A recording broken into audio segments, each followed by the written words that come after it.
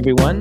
Welcome to the Sonically podcast, where music creators educate music creators. I'm Elmo. I'm G.NA. In today's episode, we're thrilled to have someone who is a multifaceted artist whose journey from social media sensation to rising star in the music world embodies the spirit of modern superstardom. Now in her early 20s, she has captured the hearts of fans not only with her soulful voice and compelling music, but also through her dynamic presence on platforms like Instagram, where she first gained significant attention. In today's conversation, we'll explore I.V Jay's artistic journey, with her early days posting covers on Instagram to her viral success and release of her self-titled EP. So without further ado, let's welcome the incredibly talented, socially conscious, and ever-inspiring I.V Jay to our show. Welcome! Hi, everyone! I'm so excited to be here. We're so excited to have you. I've been a huge fan of yours since I saw the music video and heard the song Thirsty. If we could we rewind back to the beginning? Did you grow up with music in your life? So I feel like I definitely did grow up with music in my life. Like, one thing about music with my family was more so we would have our little fights, families, we all have our things, but like once you would play our like favorite song or something that everyone just loved, we would all come together and it would like bring us close. So I feel like that's something about music that I definitely remember like growing up with. Cool. I mean, in terms of listening to music, what were some of the records that were being played in the house? Oh, definitely. We listened to a lot of R&B, and I think that's what kind of made me stuck on R&B growing up. My mom and my aunt were constantly listening to Lauryn Hill, and that's why Lauryn Hill to me is just like everything. Like, nice.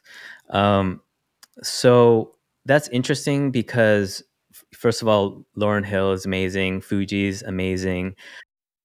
It's so fascinating to me how, music was in the house as sort of a tool to bond everybody together. But then there was this thing where somehow whatever you were listening to got inside of you to where you realized you could use it as a tool, as an outlet of expression for yourself. So how did that happen? I kind of feel like when I got into music, it happened randomly, I'll be honest. I would like start singing in the shower. I just always loved music, so I would sing in the shower. Kind of found out like, hey, I kind of like singing a little bit, but I wasn't too sure, as always. And then when I turned 14, I believe, I asked my mom for a keyboard for my birthday as like the only gift. Like, that was all I wanted. And she was like, you don't know how to play piano. Like, how are you? But I was so confident, and I got this keyboard, and I taught myself from YouTube, like, how to play certain stuff. And I started doing, like, covers to songs, and then that's kind of where it all started, like, how I got into music. Wow. So when you were singing in the shower,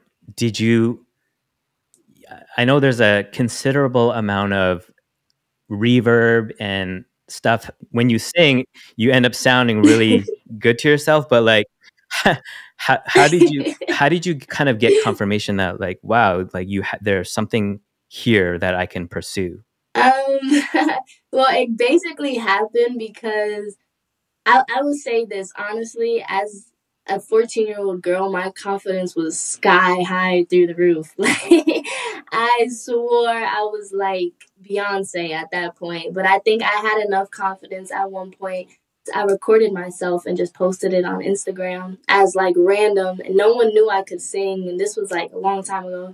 And that's when everybody was just like calling me and texting me like, you can sing since when? And that's kind of where I was like, oh, maybe this could be something. That's so cool. And then you also mentioned that you got this little keyboard and first started making music through YouTube tutorials. Mm-hmm. Was it sort of like watching videos of people teaching chord progressions of your favorite songs? Yeah, that's literally what it was. And it would like show where all the keys were. And I literally bought like a label maker machine and like printed out each note and like labeled my keyboard, and like I literally self-taught myself the whole thing. That's so genius. It was a process. Yeah, so literally no music lessons at all. Yeah, no. all from YouTube. That's crazy.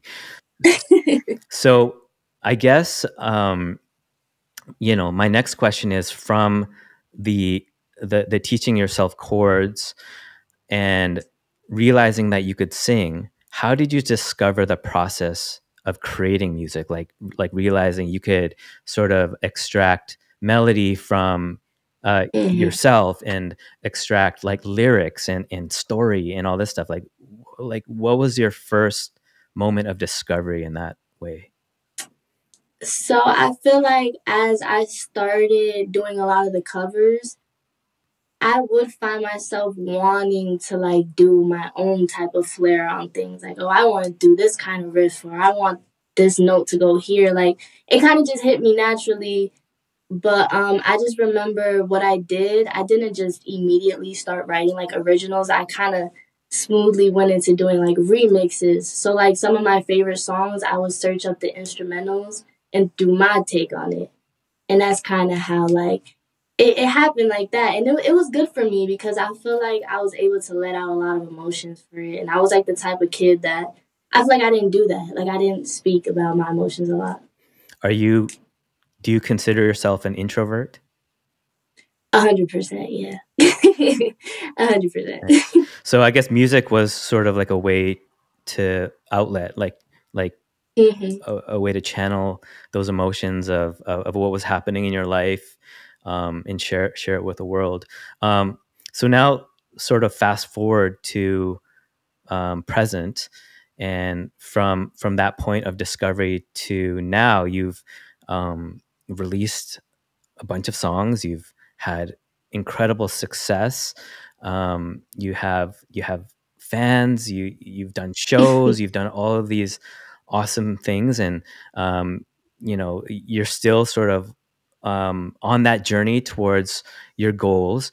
But at as of at present, what were some of the hardest moments in your journey to becoming a renowned artist and songwriter and producer? And how did you overcome those hardships? I feel like, I definitely think the pressure can get to you very quickly. Like, it could turn from like, oh, this is something I love, and then you start thinking like, I want to be the best, and that can kind of it could be a lot on your shoulders. I think something that was hard for me was to realize that I can't let it become just work because it's something that I love to do. But I think what helped me overcome that, you just gotta fall in love with the music again. Honestly, like I had to learn how to fall in love with just music, and like even if it came to just singing more and dancing more and listening to stuff I never listened to before, exploring, discovering new sounds. And I definitely think it helped me level out and like become more of like this person. Like I love the music Mm, because I definitely feel like I had lost that at one point. interesting. Um, and you talk about pressure. Um, hmm how much of that is internal pressure that you put on yourself, and how much of that is external pressure from like the music business side of things? I feel like it's a lot of internal pressure for me. Like I feel like there's always this voice in my head like telling me like, you want to be the best. Like that's really what it is. Like but also it is external because you don't want to let anyone down. You want people that believe in you, people that look at you to listen to your stuff and be like, really like it. And you can get in your head a lot about those things.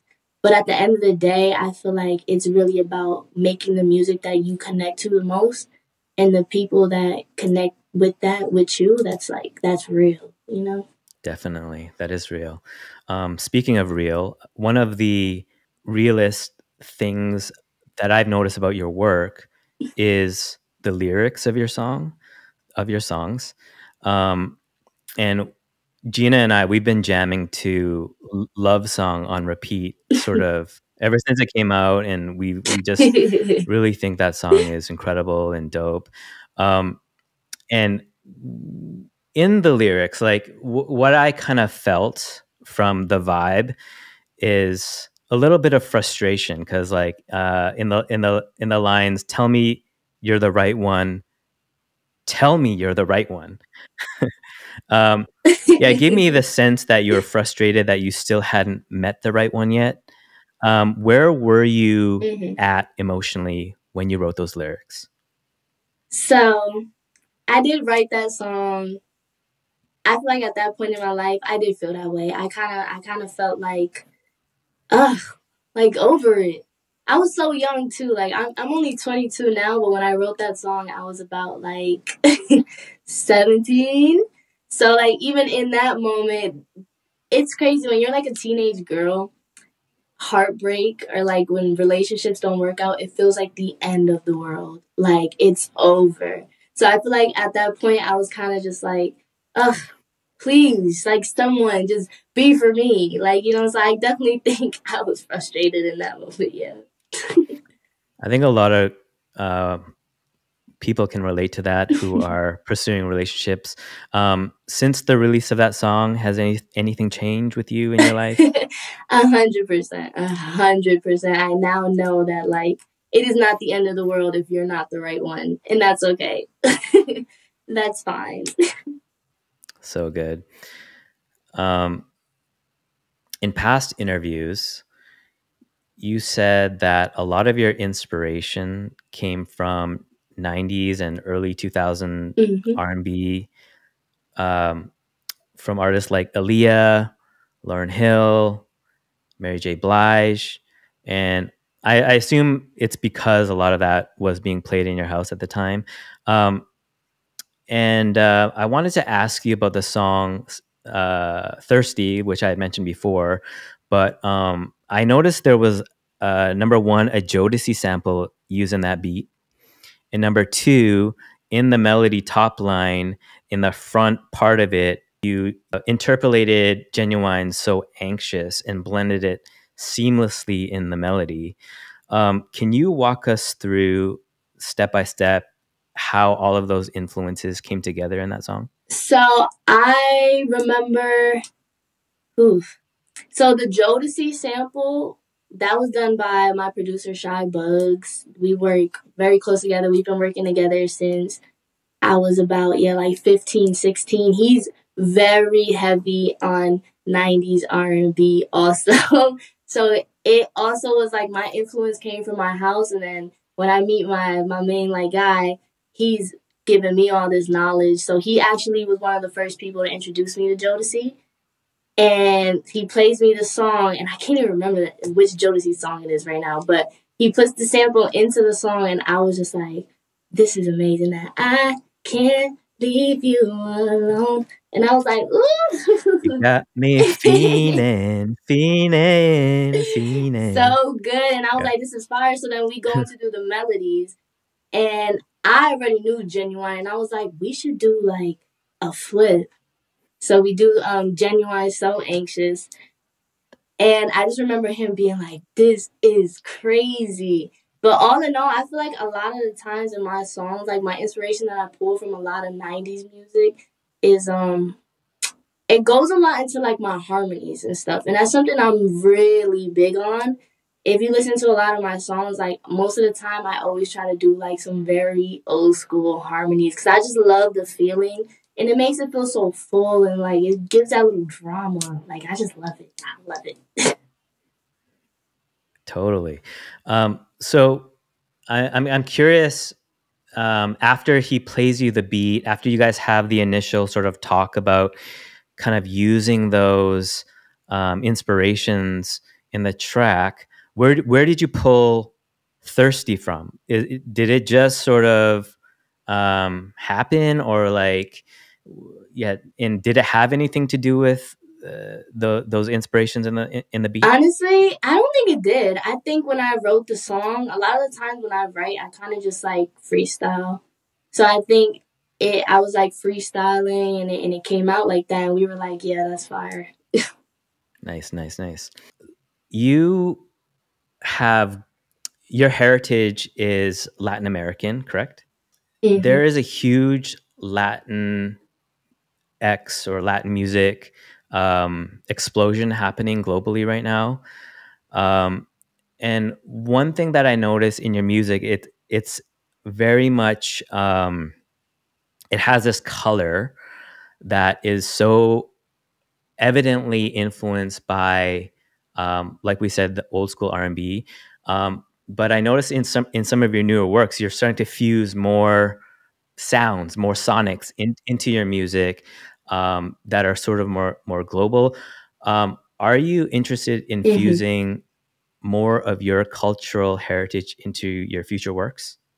I 100% think so. I think where I am with music right now is like I feel like I'm interested in a lot of things. Like I don't know how to explain it, but like genres kind of don't exist for me at the moment. Like I kind of feel like I could do R&B, I could do pop, I could do. So I feel like it would be very fun for me to like. I would love to do it. I won't lie, my Spanish is not the best, but I will definitely try my very hardest, and I know it will come out good. I think Gina can relate because when she was a trainee in her early K-pop Mhm. days, being born and raised in Canada, she had very little Korean language Mhm. ability. So how did you overcome that, Gina? Lots of practice, honey. Lots of practice. And then, you immerse yourself in it. And like you said, you do it and you gain your confidence after you overcome the first hurdle. And it's like, okay, well, dang, I did it. So Right. second one can't be too hard, right? I mean, Elmo, your Korean is very, very, Very, very poor. yeah. And I spent a lot of years in Korea, As a but producer. I don't know, like, yeah, because I'm usually working with just like Sonics and everything. I usually always have somebody to help me out with the language. So, yeah, I don't know, Yeah. but I'm sure because you're young, like you have a lot more, yeah, just time Oh to yeah, kind of yeah, for sure. I would shape definitely shape love that. to learn to speak Spanish fluently. That would be that's amazing.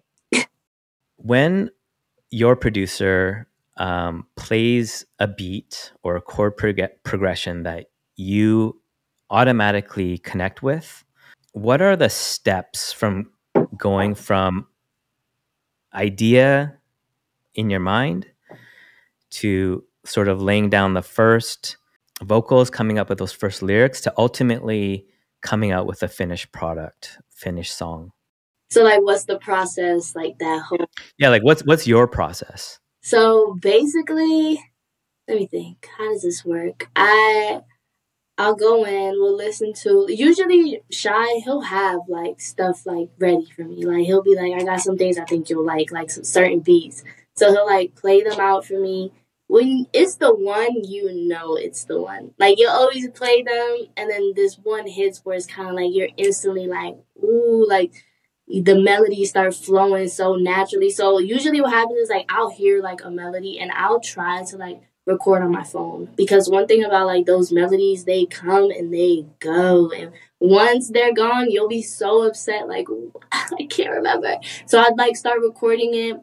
Words always start to flow. If I don't find like a concept, I will try to dig like very deep, like from movies sometimes. Like, I'll think of a specific time in life, like just really try to dig, and then we go from there because we have like a space where we create the beats, and then we'll go into like the booth area and record the music, and then from there we kind of just take all the ideas that I've been building up. I note some words, have some melodies, go in the booth, lay them down, and then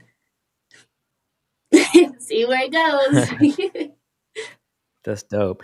Um, how do you describe the feeling of knowing that beat is the beat, that and how do you know that um, another beat is not the beat? Is there a specific like thing, or like how do you judge that? That's a good question. I feel like it also depends how I'm feeling that day because I know there's certain writers that I feel like could just like write, you know? And I'm definitely more emotional when it comes to music. So whatever my emotions are that day will kind of leak into the song. So if I'm feeling super energetic and maybe the sad beat today is just not it, you know? But if I'm having a day where maybe I am a little bit like they'll play the sad beat, it's like so it's I feel like it does depend on how I am like emotionally and like mentally. How about like this, like today, what are you feeling right now? Like if you were to go into the studio, like what kind of beat would you pick? I would need like a Michael Jackson rock Oh, with you type of beat. That's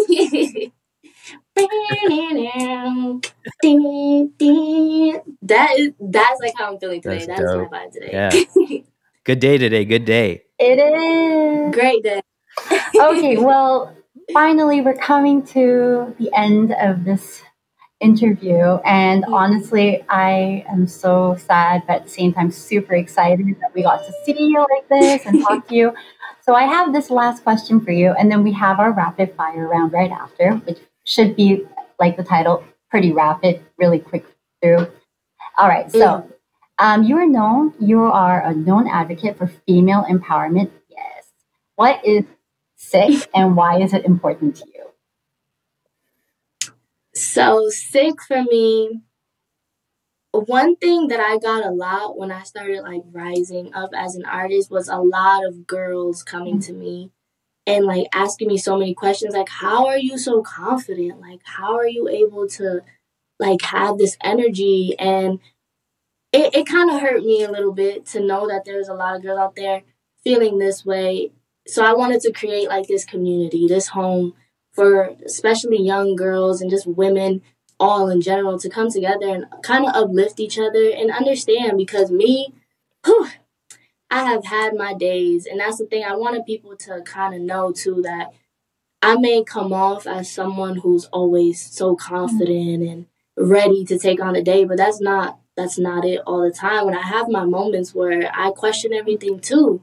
So I thought it was really important to kind of create this community for like younger women and like even older women, just women in general. Yes. For us to come together and just realize like we got this. What are some things that you do to sort of like bring that community together? So I kind of, it's like a lot of the times it goes with like my shows. So like when I do shows together, we have like talks and like the music is always, and we try to send out emails like from, so if you go on to like, I have obviously a website, ivjay.com. You go in there, you can sign up for an email and you'll get like emails, little messages from me here and there. So, you know, I try to keep the girls uplifted. That's brilliant, Ivy. Like honestly, I think I wish I had someone like you growing up. Like, although you are like almost, I'm not even gonna count how many years younger you may be. I don't even want to know. But at the end of the day, I wish I could have done something like you. I know even me doing music, it was so difficult at times where you don't feel confident, but you have to act confident, or you sing these songs of like uncertainty and hurt and pain. And when people reach out and say, "Oh my God, girl, like I felt exactly that way," it makes you feel kind of like, Right. oh dang, all that work has really paid off somewhat, right? But I think what you're doing right now is amazing. I think you're like a beam of light. I'm so happy. The Thank message that you you. have, the intention, everything you're doing is just completely, I think, genuine and sincere.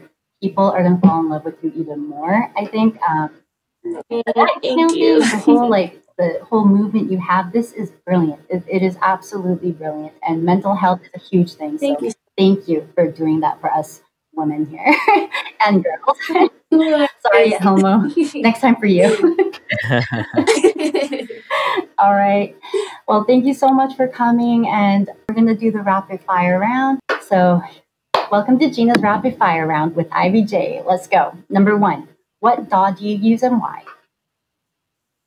I use Logic. It was the first one that I got introduced to, and I just learned everything pretty quickly.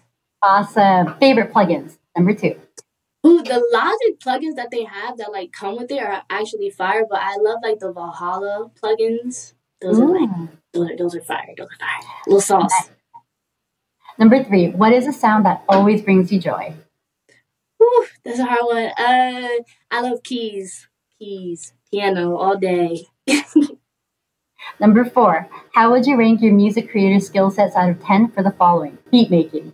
Beat making, I will give myself a solid 5 because I don't make beats all the time, but I feel like if I really put myself to it, it would be a 10.